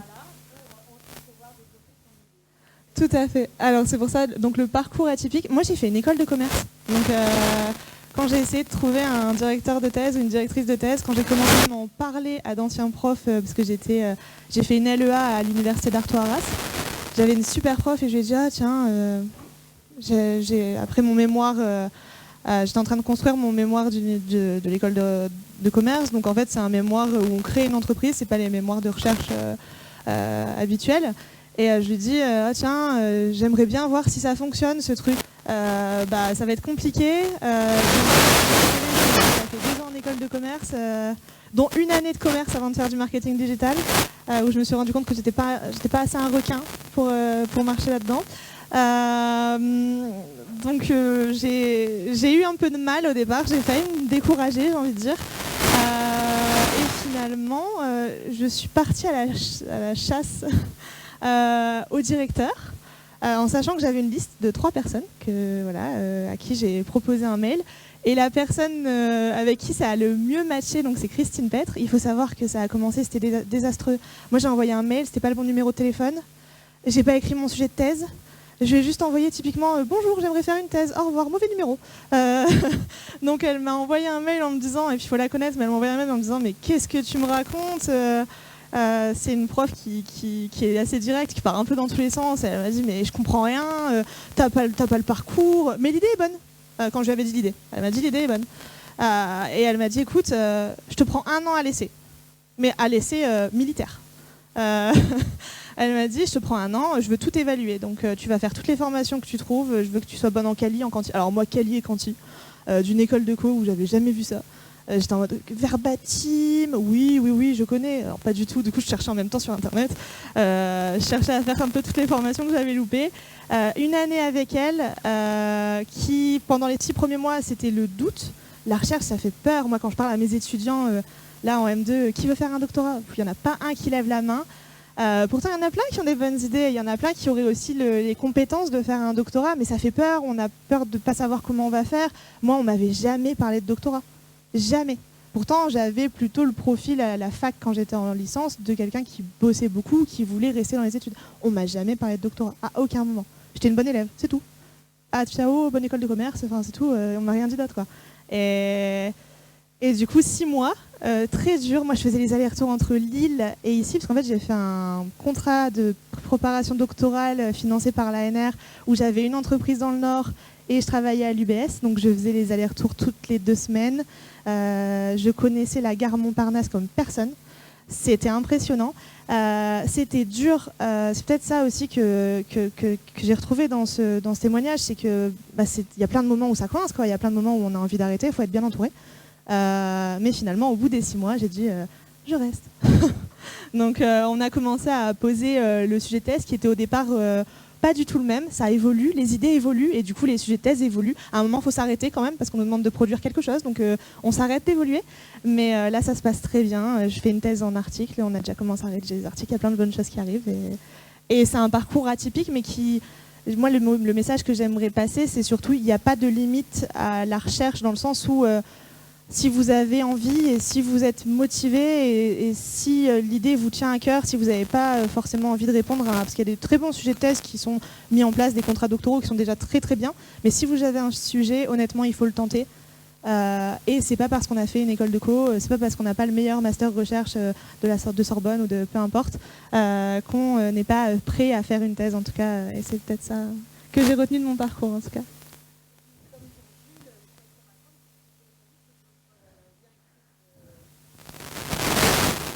Il faut que votre directrice de thèse, elle avait toujours jamais elle encadrerait de thèse. Et vous êtes quand même arrivé avec une espèce d'énergie qu'on perçoit un peu plus, là d'ailleurs. Et c'est ça qui l'a convaincue. Mais c'est aussi parce qu'elle sentait c'est un réseau d'apprenants, hein, c'est gagnant-gagnant aussi. Et, raconter aussi ce que ça a permis pour elle aussi d'aboutir. Oui, moi quand j'arrive, en fait, elle vient de se faire lâcher par une thésarde. Donc elle me dit, écoute, déjà elle avait un bon profil et elle m'a un peu laissé tomber. Alors toi, avec ton profil, bah c'est non. Donc on a commencé, c'était vraiment pas. Puis moi je connaissais pas son monde. Elle travaillait beaucoup avec des entreprises, mais elle bossait pas avec des entreprises dans la tech. Donc il y avait des mots, je sortais pareil. Elle me disait mais qu'est-ce que tu racontes? Focus, Charlotte, focus, comportement conso, Charlotte. C'est un truc que j'ai entendu un nombre de fois. Focus, comportement conso, t'es en RH, t'es en machin, t'es en truc. Parce qu'on a des idées, mais on sait pas où les mettre. Et elle m'a vachement aidée là-dessus. Et finalement, là, elle m'apprend beaucoup. Et je pense que de toute façon, il faut toujours s'entourer de personnes plus intelligentes que toi. Et elle m'apprend énormément, mais elle me dit toujours que... elle me fait rire parce qu'elle me dit que je la garde jeune. Donc ça, déjà, c'est cool.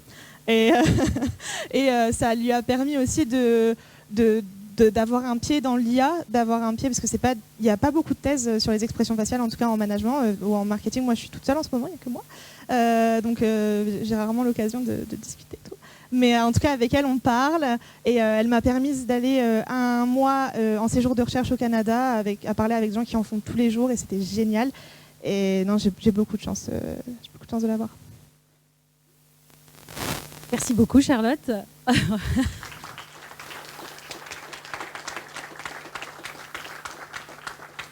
De Vannes, petit saut de puce, on va aller à Lorient avec Goku Danou qui est avec nous, qui est étudiant, qui va vous expliquer un petit peu. On revient un petit peu à ce que Jules a vécu parce qu'il y a eu un point de changement. Alors, je ne sais pas un point de rupture, au contraire. Il y a eu aussi le Covid, et le Covid a changé beaucoup de choses dans les idées et le parcours universitaire de Goku Danou, qui va nous raconter un petit peu tout ça. Bonsoir à tous. Donc, je suis Goku Danou, je suis étudiant en Master 2 de thermique énergétique à l'Université Bretagne Sud de Lorient. Donc là, je développe un projet de photovoltaïque, donc agriculture et photovoltaïque, donc agrivoltaïque, dans mon pays, la Côte d'Ivoire, dont je suis d'origine de la Côte d'Ivoire. Donc tout commence un peu pendant la période de la Covid aussi. J'arrive en France en 2019, licence de physique, Sorbonne Université. J'aime bien, mais en vrai... j'avais pas vraiment d'objectif de vie parce que de base, je suis quelqu'un de passionné. Je suis passionné par l'armée. Toute ma vie, je voulais être dans l'armée. Donc, mon pays a eu une crise en 2010-2011. J'ai mon frère qui était dans l'armée, commando. Donc, ça a été un peu un mauvais souvenir pour les parents. Donc, ils m'ont expédié en France pour que j'oublie mon rêve. Donc, j'arrive en France. C'est cool, je me promène. Mais je n'ai pas vraiment d'objectif de vie. Mais j'aime bien les maths, j'aime bien les physiques, mais je n'ai pas vraiment d'objectif de vie derrière. Et pendant la Covid, on est confiné, cours en ligne, je suis là, je suis chasseur de promos, j'achète les promos, je revends. Mais je veux vraiment quelque chose de solide, quoi. Mais je ne trouve pas. Et il y a un magazine en Côte d'Ivoire qui publie chaque début de deuxième semestre de chaque année toutes les importations au niveau des vivres de première nécessité que le pays a eu l'année précédente. Donc je tombe sur l'article et ça m'étonne un peu parce que le pays dépend largement du monde extérieur parce que la Côte d'Ivoire étant le premier producteur de cacao au monde, toutes les terres sont un peu couvertes de plantations de cacao. Donc tout ce qui concerne tout ce qui est culture vivrière, on dépend largement de l'extérieur. Donc c'est à coût de milliards chaque année. Donc ça me pousse à approfondir un peu mes recherches. Et là, je me rends compte que toutes les années précédentes, on a vraiment vécu, mais on dépendait largement de l'extérieur. Donc là, ça me donne un peu une idée, mais motivation, un peu flemme. Et je suis là et on naviguait tous sur Facebook, on était en confinement. Et il y a un événement malheureux qui se produit malheureusement. J'étais en train de me promener sur Facebook et je vois des corps sans vie. Donc on met un peu des numéros qu'il y a des gens qui sont décédés. Ils voulaient traverser la Méditerranée pour venir en Europe. Ils sont décédés, voici des numéros pour voir si on peut reconnaître ces corps. Et malheureusement, j'avais un proche dedans. Et ça a été vraiment bouleversant pour moi parce que je me posais plusieurs questions. Qu'est-ce qui se passe en vrai? Parce que tout le monde fait des posts, stop l'immigration clandestine, mais qu'est-ce qu'on fait en vrai? On ne fait rien, on reste juste dans la théorie ou qu'est-ce qu'on fait en réalité? Parce que si on reste dans la théorie, les gens ils vont continuer de venir. Et quand je parle un peu avec mes proches, ceux avec qui j'ai grandi, qui sont encore en Côte d'Ivoire, pourquoi est-ce que les gens veulent partir en vrai? Et généralement, la question qui revient, c'est parce que les gens ils ont besoin d'une meilleure condition de vie. Donc derrière, il y a deux problématiques. Il y a l'étudiant qui est passionné par l'armée, qui va à l'école, ses parents investissent, mais en vrai, pas vraiment d'objectif de vie en physique, en maths physique. Et il y a la trois problématiques, pardon, deuxième problématique, on dépend de l'extérieur en termes de culture vivrière. Et la troisième problématique, des gens ils meurent par centaines de milliers dans la Méditerranée. Donc c'est tout ça qui me pousse vraiment à mettre en place un projet parce que selon ma vision des choses, si on essaie de créer des conditions favorables, les gens ne partiront pas. Donc si quelqu'un a un bon travail, quelqu'un se nourrit bien, il ne partira pas puisque les cultures qu'on achète à l'extérieur, ça devient assez cher sur le marché local. Donc tout le monde ne peut pas forcément se le permettre. Donc c'est ce qui m'a poussé à pousser un peu plus mes idées. Donc je finis ma licence de physique, j'ai une admission en master de physique fondamentale et application à Sorbonne Université, mais bon, je décline malheureusement et heureusement l'offre et je viens en Bretagne parce que je suis passionné à la fois un peu par l'énergie. Et quand j'arrive en Bretagne, j'ai décidé de pousser un peu en profondeur le projet parce qu'en licence 3, on avait une matière qu'on choisissait, il y avait plusieurs matières, sport, etc. et tout, il y avait l'entrepreneuriat. Puisque moi, je suis d'une famille de commerçants de base, donc chez nous, quand vous êtes né, vous êtes obligatoirement commerçant, parce que vous allez gérer la boutique du grand frère, etc. et tout, donc je suis un excellent vendeur. Mais je veux vraiment approfondir, avoir vraiment une carrière dans ce domaine. Et donc, je choisis l'entrepreneuriat. On a donc une prof qui nous fait le coup et j'apprécie. Donc, après, elle me parle du statut d'étudiant entrepreneur. Elle me dit, il y a un statut, que lorsque tu as ce statut-là, il y a Pépite Bretagne qui peut t'accompagner, concrétiser ton projet. Je dis, super alors. Donc, je m'inscris. Il y a Marie qui est là, que je salue au passage, qui m'a donc accompagné durant 2 ans. 2 ans pour la concrétisation de mon projet. Donc, le but, c'est de développer l'agriculture en Côte d'Ivoire pour d'abord répondre à un besoin alimentaire. Deuxièmement, sensibiliser déjà la jeunesse sur le fait qu'on peut rester en Afrique, créer des conditions favorables et ne pas mourir dans la Méditerranée. Et comme je suis énergéticien de formation, j'ai aussi cette envie de ne pas polluer en produisant, donc utiliser les énergies propres pour développer l'agriculture dans mon pays. Et grâce à Pépite Bretagne, j'ai donc eu à faire un stage sur mon projet. Donc j'ai demandé une substitution des stages parce que ça fait partie du programme des étudiants entrepreneurs. Donc en licence 3, j'ai un peu fait le tour du Finistère, rencontrer un peu les séristes et comparer un peu leur modèle par rapport au modèle que je vais vraiment créer en Côte d'Ivoire et l'adapter par rapport à notre climat. Donc aujourd'hui, le projet, je m'étais fixé une date de réflexion. La date de réflexion est terminée, donc le prototype sera, je débute la construction de la première serre photovoltaïque en Côte d'Ivoire dès la première semaine du mois de décembre. Donc voilà, c'est là que je suis pour l'instant dans mon projet. Vous êtes en alternance dans une entreprise agroalimentaire et c'est pour faire pousser du piment hors sol. Alors, pour commencer, je débute avec tout ce qu'il y a comme légumes parce que l'objectif, il est assez large. Je ne vais pas me limiter seulement qu'à produire et vendre de façon brute. Il y a bien évidemment un aspect transformation et commercialisé, c'est ce qui sera beaucoup plus rentable, même si ce n'est pas mon objectif premier. Je me reste concentré sur mes valeurs qui sont plutôt l'immigration clandestine. Mais aujourd'hui, je suis en alternance chez Valorex, donc ils sont à Comboutillé, près de Fougères. Donc ils produisent de la nutrition pour les animaux. Mais moi, je gère l'aspect optimisation énergétique et tout ce qu'il y a comme process industriel. Mais plus tard, ça m'inspire aussi parce que j'apprends, étant en alternance, comment est-ce que les machines fonctionnent, comment est-ce qu'on peut gérer l'énergie. Donc ça reste aussi un plus pour moi dans la concrétisation de mon projet. Temps de silence, mais en même temps, on ingurgite parce que là, on est quand même sur des enjeux et des valeurs qui touchent l'humanité. Donc c'était touchant. Je sais que c'est au mois de décembre, normalement, Goku, que se lance la première, la partie entreprise, vraiment. Donc on croise les doigts et on espère vraiment que ça va fonctionner. Mais en tout cas, bravo, on peut l'applaudir très fort.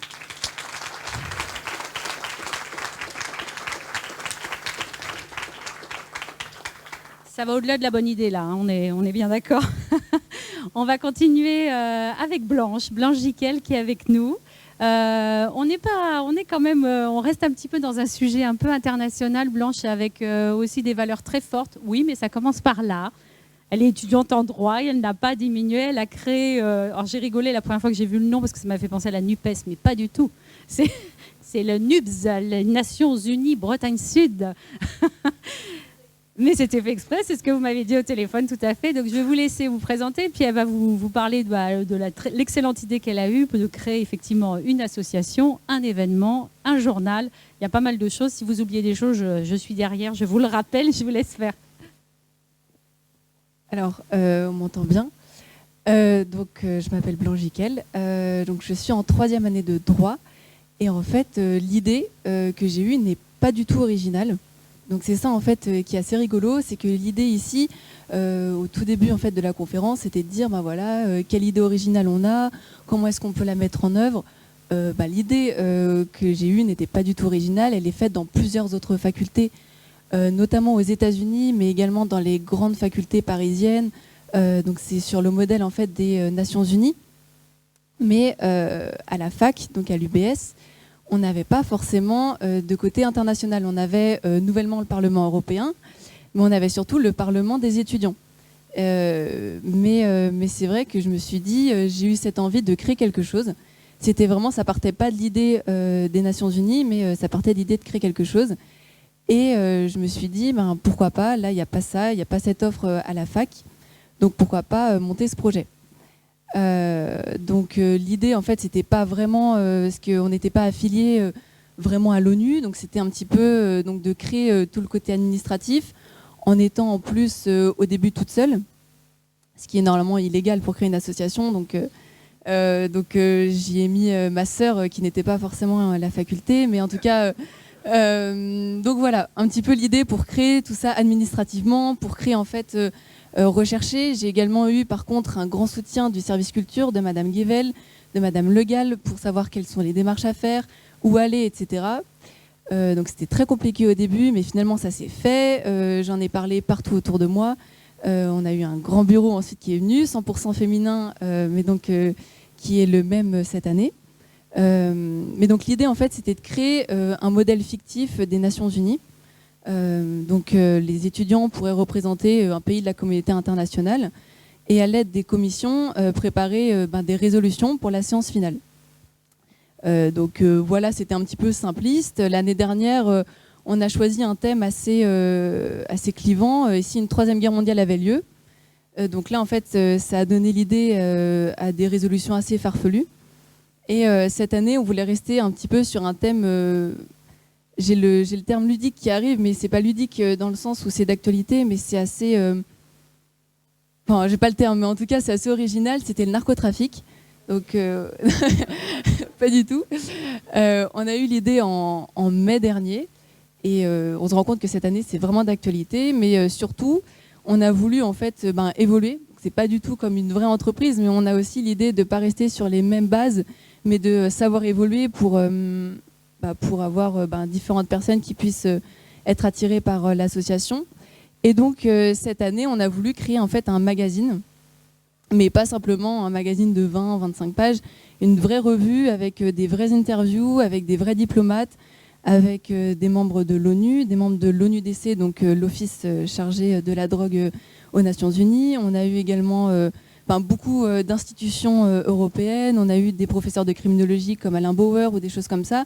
Donc on a eu vraiment beaucoup de monde pour une association qui reste quand même assez étudiante, assez centrée sur Vannes. Mais donc on arrive quand même à diversifier notre contenu, ce qui fait qu'on a un magazine qualitatif, je pense en tout cas, mais qu'on va sortir d'ici novembre-décembre. Et voilà un petit peu, donc ça c'était le premier projet. C'est vrai qu'en parallèle, en fait, on a voulu donc faire les 2 commissions et faire la séance finale comme un schéma type de base, mais on a voulu donc diversifier avec le magazine et également avec des conférences. L'une qui arrivera d'ici le 8 novembre à la faculté, si jamais ça intéresse des gens. Voilà, donc sur le narcotrafic particulièrement. Et en janvier, ça sera vraiment sur la législation, classe qu'on est en droit aussi, donc internationale, nationale et européenne sur le narcotrafic. J'aime mieux quand vous terminez en disant quand même qualitatif, parce que vous avez commencé à dire on est une petite association, on a une idée pas très originale. À la finale, vous avez comme monté un gros événement, vous sortez un magazine, une revue, vous avez des super spécialistes qui viennent. Donc on arrête les qualificatifs descendants. Ce qui est intéressant, c'est que vous l'avez fait aussi dans la même notion que Jules. C'est-à-dire l'idée, c'était aussi de partager, c'est-à-dire les institutions internationales. Vous disiez en droit, c'est parfois compliqué, complexe à comprendre comment ça fonctionne. Là, vous avez obligé chaque étudiant aussi à représenter un pays, donc à s'intéresser aux problèmes de narcotrafic du pays, à savoir quelles possibilités ils peuvent faire. Une petite question juste quand même, qui est une petite interaction, c'est que vous avez dit que c'était assez farfelu ce qui ressortait pour la Troisième Guerre mondiale. Alors j'ose pas dire c'était quoi farfelu pour le narcotrafic. Est-ce que quand même l'idée, au-delà de l'exercice de droit comme les faux procès qu'on peut voir beaucoup ici en ce moment, les faux procès de la RSE, de l'IA et tout ça, est-ce que c'est aussi quand même d'avoir quelques idées qui peuvent émerger, parce qu'il y a des gens importants qui vont venir, des gens qui ont du pouvoir, potentiellement qui peuvent développer des choses. Est-ce que l'idée c'est aussi quand même de passer quelques messages, vous en tant que jeunesse? Mais si. Donc l'idée de faire passer un message, oui c'est vrai, d'autant que dans notre magazine on s'est tourné sur les enjeux politiques du narcotrafic, mais également sanitaires, avec tout ce qui se rapporte à la kétamine en ce moment, au fentanyl aux États-Unis. Mais au-delà en fait d'avoir des bonnes idées qui pourraient l'être, c'est surtout en fait de renseigner les étudiants par rapport à ce qui se fait en fait, parce que c'est vrai que à titre personnel, c'est vrai que rechercher tout ce qui se rapporte à la diplomatie, tout ce qui se rapporte à l'international, c'est quelque chose que j'apprécie, quelque chose même dans le bureau qu'on apprécie beaucoup, parce que on a monté une association comme ça et qu'en plus les sujets internationaux, ça nous touche. Étant donné mon parcours aussi publiciste en droit, on a du droit international public, donc avec des notions auxquelles on est confronté. Et au-delà de ça, c'est vrai que le magazine et les résolutions en règle générale sont là pour intéresser les étudiants, mais aussi pour les renseigner sur ce qui se fait. Ce qui n'est pas non plus à la portée de tout le monde. On a prévu donc des synthèses de rapports du Sénat, de rapports de l'ONU-DC et de l'EUDA.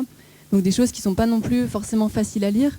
Donc de pouvoir renseigner en fait certains étudiants sur ce qui se passe, sur les législations, sur les solutions, non pas que ça soit un sujet qui soit totalement hors d'atteinte, mais quelque chose en fait qui nous touche partout, même à la fac, et même si c'est quelque chose d'international, quelque chose en fait qui peut toucher tout le monde à la fac, à Vannes, en Bretagne ou même en France. Ah oui. Normalement, alors on est en train de voir pour le sortir en ligne. C'est vrai que c'est quand même assez compliqué de sortir des nouveaux projets en même temps des études, mais donc là on est en train de monter pour faire un domaine, pour vraiment le sortir en ligne. Mais autrement ça sera en présentiel, sur notre Instagram en bio, il y aura un lien pour pouvoir le précommander. Voilà. Nations Unies, Bretagne Sud. Voilà. Assez simple, mais merci beaucoup.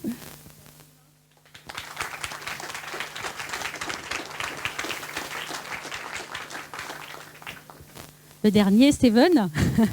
On va continuer après le narcotrafic, on va dans la cybersécurité, on passe encore à un stade au-dessus. Alors vous êtes déjà entrepreneur, maintenant, étudiant entrepreneur et entrepreneur. Vous êtes à l'UBS, à Vannes cette fois-ci. Et puis pareil, vous allez nous expliquer comment l'idée est venue de créer une entreprise qui normalement répond à un besoin sur Vannes, sur le pays de Vannes et au-delà, comme on dit. Vous allez nous raconter ça. Merci. Donc effectivement, probablement un peu plus ancien que mes chers camarades, puisque plus étudiant depuis maintenant 1 an. L'idée est venue à l'origine d'un constat relativement simple. J'étais étudiant donc à l'NCBS, donc l'école d'ingénieurs en cyberdéfense de Vannes, appartenant à l'UBS. Et le constat dans l'alternance où j'étais était relativement simple, c'est que les solutions existantes en cybersécurité étaient déjà, premièrement, rarement souveraines. Et aujourd'hui, c'est une vraie problématique et des obligations qui commencent à peser sur les entreprises de choisir des solutions souveraines. Au-delà de ça, des solutions qui répondent à des besoins d'un autre temps, on va dire, des capacités d'adaptation qui sont souvent aussi faibles. Et pour autant des contraintes assez fortes qui sont une évolutivité très très très rapide des cyberattaques. Il en existe très régulièrement, qui évoluent aussi très régulièrement. Il y a plus d'une cyberattaque toutes les 9 secondes dans le monde. Il y a une entreprise sur deux qui sera touchée par une cyberattaque et 60% des entreprises touchées par une cyberattaque qui ferment. Donc, quand on donne ces chiffres-là, on comprend tout de suite l'impact et ça concerne toutes les entreprises, pas que les grands comptes. Et né de cette, on va dire, idée originelle, en tout cas ce constat de base, qui était partagé aussi par mes confrères et mes collègues, je me suis dit c'est peut-être le moment de se lancer, puisque j'ai toujours voulu me lancer dans l'entrepreneuriat. Et effectivement, et ça a déjà été mentionné à juste titre, il y avait des programmes comme celui de Pépite, que je remercie, puisque ça a été la toute première brique et le lancement original, qui s'est enchaîné ensuite par des programmes comme Emergis. Toujours à Vannes, on est sur un territoire quand même qui favorise énormément le développement, la start-up, l'entrepreneuriat de manière globale.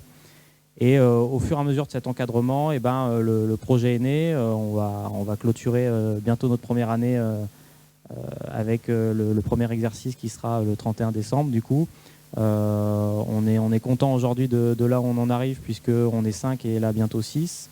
On a vraiment rencontré en fait sur le territoire des acteurs qui, j'ai presque envie de dire, attendaient de voir une entreprise à l'écoute, surtout. Parce que la cybersécurité, ça fait peur, surtout que je ne l'ai pas forcément mentionné, mais BEROPS, le nom de la société, on est spécialisé en cybersécurité offensive. Pour faire extrêmement simple, on est spécialisé dans le fait d'essayer de casser les entreprises pour pas qu'un vrai attaquant le fasse. Donc souvent, c'est des choses qui font peur. On n'a pas envie de payer quelqu'un pour essayer de nous casser. On peut le comprendre, et encore plus quand on connaît les difficultés, les données critiques qui sont derrière. Pour autant, c'est des choses qui arrivent tous les jours. C'est des tentatives qui arrivent tous les jours quand on voit les clients qu'on accompagne.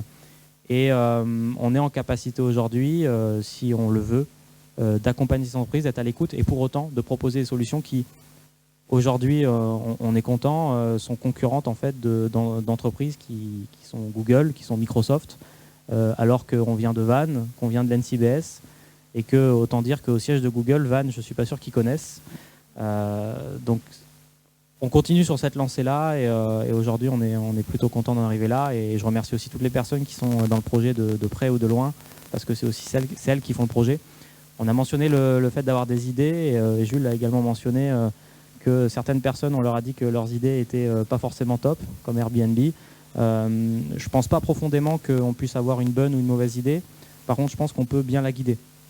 Je pense qu'aujourd'hui, le principal, c'est pas l'idée, mais c'est la personne qui est derrière. Si on est convaincu, et ça aussi, c'est complètement vrai, ça a été relevé à juste titre, si on est convaincu, malgré tous les obstacles qu'on va rencontrer, parce qu'on en rencontrera, c'est l'idée, non pas de l'entreprise qu'on veut faire, mais l'idée de l'entrepreneur qu'on veut être, qui est la plus importante, je pense. Je vais probablement arrêter un peu le cours de philosophie de ce soir, parce que sinon, je vais perdre tout le monde. Mais s'il y avait vraiment un message pour les personnes, et je vois beaucoup de jeunes ici, et de moins jeunes qui pourraient vouloir se lancer peut-être, n'hésitez pas en fait, parce que le plus grand apprentissage ne viendra pas de vos réussites mais de vos échecs, et que si vous voulez avoir des échecs, il faut se lancer. Donc lancez-y, allez-y, n'hésitez pas. Ouais, voilà.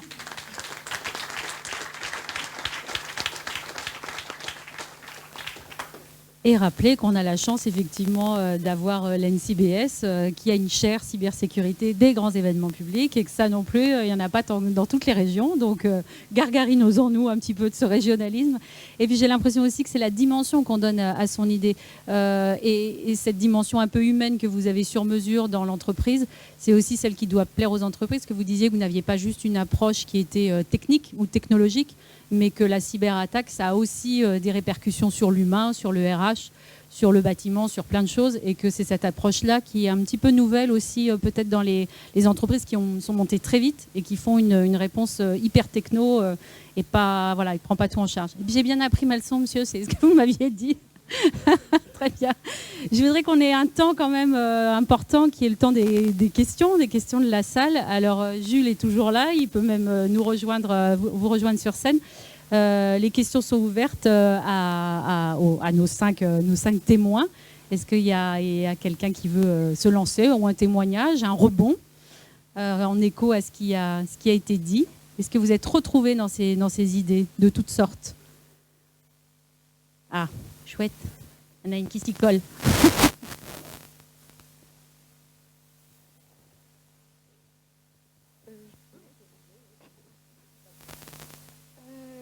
Alors, tout d'abord, je vous remercie pour votre intervention, parce que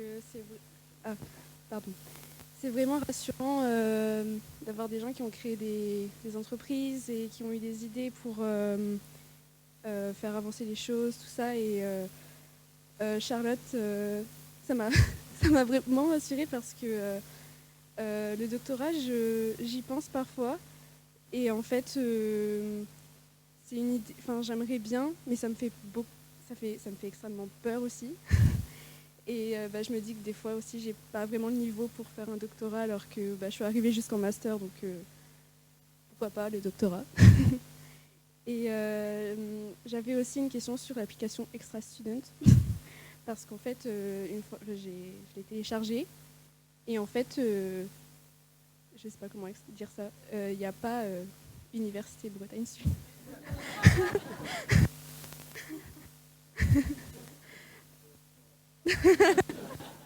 En tout cas, je cherche et il y a marqué, quand je mets Université Bretagne Sud, il y a marqué Université Paris-Saclay.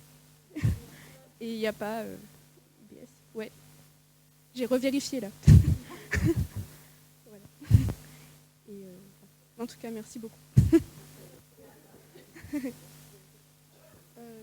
Je voulais savoir comment ça se fait. Pourquoi ? Elle va plus loin, elle le fait remarquer, mais elle dit pourquoi ? Alors pourquoi il n'y a pas l'Université de Bretagne Sud sur l'application ? Eh bien, on en a parlé tout à l'heure. Non, pour revenir au doctorat, je pense que déjà si tu es en master, que ça va, que tu as une envie de recherche. Moi je pense que, après je suis peut-être pas le bon exemple, je pense qu'il faut peut-être demander aussi aux profs, et en tout cas aux encadrants éventuels, mais moi je pense que quand on a l'envie de faire un doctorat, qu'on comprend aussi que ça va être dur, mais qu'on veut être utile, parce que c'est ça aussi faire un doctorat, hein, c'est se rendre utile, c'est être utile à la recherche, c'est être utile aussi aux personnes qui vont utiliser ta recherche. Par exemple, moi j'essaye de voir à quel point le fait de se voir en visio, ça peut impacter ta communication. Le but c'est qu'après des entreprises l'utilisent pour peut-être réduire l'icône, ou on s'en fout, tu vois. Mais si tu as une envie, même si tu as un projet, et je pense qu'il faut avoir confiance en toi. Il n'y aura personne qui aura plus confiance en toi que toi. Donc il faut avoir confiance en toi.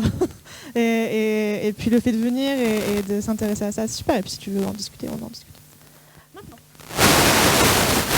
Non mais, écoute, en fait, récemment, on a fait un petit changement il y a 1 mois et demi de base de données sur nos écoles, parce qu'on a lancé une fonctionnalité de rencontre entre étudiants, et qu'en fait on avait HEC Paris, HEC Montréal, HEC. En fait on avait trop de noms d'écoles pour les campus, ce qui faisait qu'on réduisait drastiquement le nombre d'étudiants actifs par campus sur notre fonctionnalité Extra Match. Donc j'ai demandé à un de venir me monter à la base et d'enlever les villes après le nom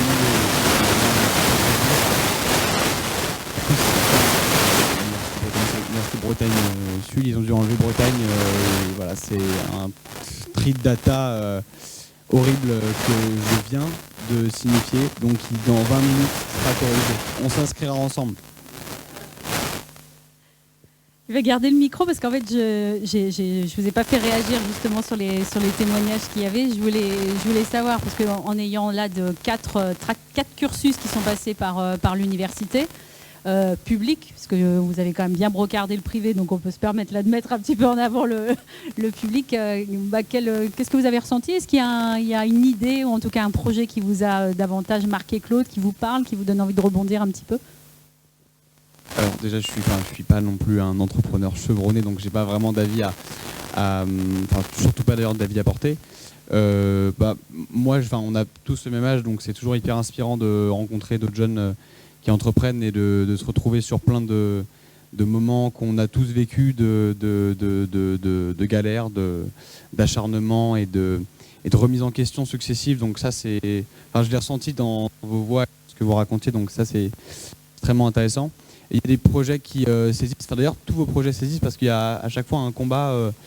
Alors il y a un combat souverain qui est vraiment un combat assez intéressant. Et surtout aujourd'hui, le marché de la cyber, c'est un super marché, donc au-delà juste de l'idée qui mais on s'est déjà rencontrés, non parce que je voyais que tu étais sur les Sud Risque Intel, et que ça c'est un bon média de cyber, donc c'est que tu as déjà fréquenté les bons endroits de la cyber. Donc franchement bravo, et mon bravo n'importe peu, mais c'est vraiment une très bonne idée. Et si vous arrivez déjà à vendre à beaucoup d'entreprises, preuve est que ça fonctionne. Surtout, moi je connais un petit peu la cyber, et surtout en cyber-offensive, parce que c'est vrai que c'est très compliqué. Moi je me suis fait pas mal contacter sur LinkedIn par des sociétés cyber, et je répondais vraiment pas aux offensives, et aux autres je répondais parce que j'étais en fait biaisé par mon imaginaire de ce qu'était et de ce que devait être la cyber. Enfin bref, c'était très intéressant. J'ai un vrai travail de mémoire qui me rappelle l'école. Maintenant, Charlotte. Non. Ouais, si, d'accord, parce que tu m'as fait une tête bizarre. D'accord. Hyper intéressant. D'ailleurs, je ne savais pas que ça s'étudiait en fait. Je ne savais pas que ça s'étudiait, et c'est vrai que nous, on est très attentifs aux bugs, tu vois, l'exemple type, et on ne sait jamais comment les gens réagissent, et ça peut générer déjà un premier churn, un premier arrêt d'utilisation de l'application. On partage ce langage affreux, donc on nous a... et souvent, en fait, les vraies mauvaises expériences entraînent ça génère des retours d'utilisateurs entre eux qui font que en fait on se monte contre l'application, et c'est comme ça que les applications meurent.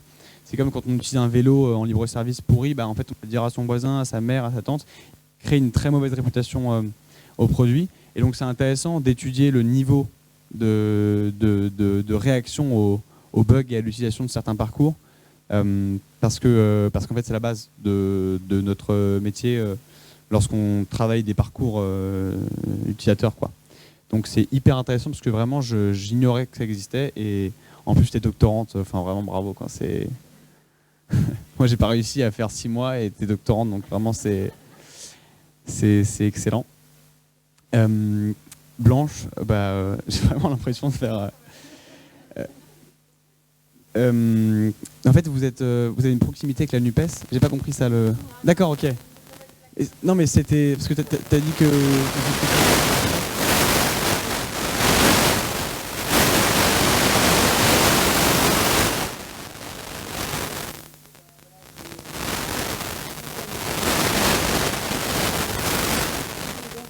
Ouais, c'est vrai. C'est vrai. Ok, ouais, c'est une super idée. C'est une super idée. Déjà après, dans ce genre de projet, on quantifie vraiment la réussite du projet grâce aux gens qu'on arrive à voir, soit dans son podcast, dans sa revue, et quand vous avez des références comme Alain Bauer, j'ai vu que certains m'ont hoché la tête, on est quand même sur le ponte de la criminologie. Donc c'est vraiment c'est prouvé que ça fonctionne bien. Et moi j'aime bien ce côté un peu pirate je pouvais pas la créer, du coup j'ai mis ma petite sœur. C'est assez... Ta grande sœur, oui, du coup, oui, ta grande sœur.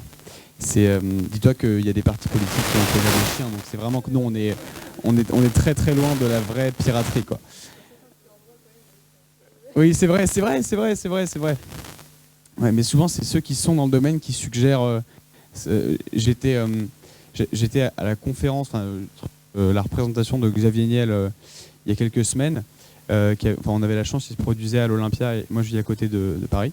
Et donc j'y suis allé, et il a donné un conseil, c'était très intéressant, et il a donné un conseil assez, je trouve, très très vrai, parce que je pense que chacun en a une expérience dont on peut vous partager l'histoire sur ce terrain-là. Il disait, premier conseil, c'était aller en prison, pour vraiment choquer, et là les gens se sont dit, oula quand même, la prison, c'est vrai que... Et après il précisait, non, n'allez pas en prison, mais en revanche, mordez la ligne jaune. Et ne traversez jamais la ligne jaune pour arriver en zone rouge, mais mordez la ligne jaune. Et c'est vrai que on a été mis dans tous les régulateurs posent des cadres assez restreignants pour les jeunes créateurs d'entreprise, d'ailleurs pour n'importe quel créateur d'entreprise, mais encore plus pour les jeunes, parce que nous c'est dans notre tête, en plus du marché qu'on va adresser ou du domaine. Et en fait, faut pas vraiment regarder le cadre régulateur au moment où on s'engage, parce que sinon vraiment on fait rien, quoi. Je pense que vous partagez. Vaut mieux essayer d'aller chercher un peu la verticale qu'on peut adresser et l'angle qu'on va pouvoir attaquer, plutôt que d'abord essayer de se conformer au cadre en place, quoi. Enfin, voilà. Donc franchement, pareil, hyper intéressant, et je serais ravi de recevoir du coup la revue qui sort en novembre-décembre. Donc je serais ravi de la recevoir. Et Goku, c'est au-delà d'un projet, c'est avant tout un témoignage humain très très fort. Donc déjà merci de t'ouvrir à nous là-dessus. Et autrement, souvent je trouve que les gens ont des préjugés, ont des idées préfaites à l'idée de l'immigration clandestine, et ils ne réfléchissent pas forcément à la raison de cette immigration-là. Moi je vois, j'ai un entourage qui s'extrémise beaucoup sur les sujets politiques à cause des faits divers, et en fait comme c'est mal raconté, les gens ne s'intéressent vraiment pas à la raison en fait de cette immigration, et le fait que toi tu racontes que ta logique, ta réaction, et donc le fait que tu aies mis en œuvre ton projet vient d'en fait la source de cette migration. Pourquoi elle est là? Parce que on est un pays producteur, mais qu'en même temps on va chercher plein de trucs ailleurs, et que du coup en fait forcément les gens ne veulent pas rester. Ça rend un peu plus évident le fait qu'on doit savoir accueillir. Bien évidemment, on s'accorde tous pour qu'il faut moins accueillir parce que le pays sinon ne pourra pas vivre. Et on sait très bien que le Nigeria, dans quelques années, sera plus peuplé que les États-Unis. Enfin voilà, on a tous ces chiffres-là en tête. Donc il va quand même falloir accueillir. Mais c'est intéressant d'avoir ce témoignage-là, et qu'en plus toi tu aies mis ça en œuvre en créant ton entreprise, en venant ici, en changeant en plus de région. Donc c'est que tu es un voyageur et surtout un faiseur, donc bravo pour ça, quoi. Ouais. Merci beaucoup, Jules. On voit surtout que les idées mènent à aborder tous les sujets. Les idées mènent à tout. Merci beaucoup à tous les 5. On va s'arrêter là parce qu'il faut que vous ayez le temps de discuter entre vous. Moi, je vais terminer sur une citation d'un vieux jeune, parce que c'est Edgar Morin qui a 129 ans, je crois, maintenant. Et lui, il a juste dit qu'il ne fallait pas oublier de risquer sa vie. J'aime bien cette idée-là, quand tu disais qu'il ne fallait pas toujours être dans le réglementaire. Vivre, c'est prendre des risques, et prendre des risques, ça va sans doute avec le fait de rendre concrètes ces idées. Donc, risquez vos vies.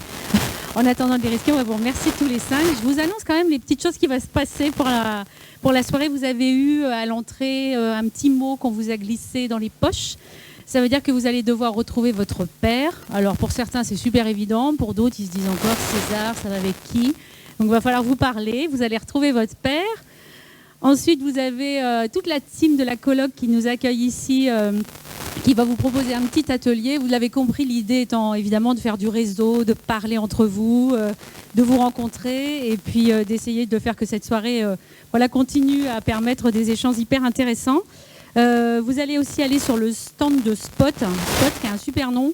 Ça veut dire service pour s'orienter et se trouver. Alors, c'est pas pour savoir par où vous repartez en sortant, hein, c'est vraiment toujours dans l'université. La dame, elle est là, voilà, ici même, le Spot. Il aurait fallu mettre un truc lumineux, ou ouais, c'est ça. Mais un LED, voilà. Et puis une dernière chose à vous dire, c'est les étudiants de L3 MV qui ont un projet de tuteur qu'ils aimeraient vous présenter. Ils vont accompagner les recruteurs et les recrutés, et ils vont venir à votre rencontre pendant le cocktail que vous allez ensuite, vous allez profiter du cocktail. Et il y a une dernière phrase, oui, mais je lui laisse la vice-présidente de l'Université Bretagne Sud, c'est Stéphanie Tissier, je me souviens bien du nom. Et je vous laisse la parole et je vous remercie en tout cas pour votre écoute. Merci beaucoup.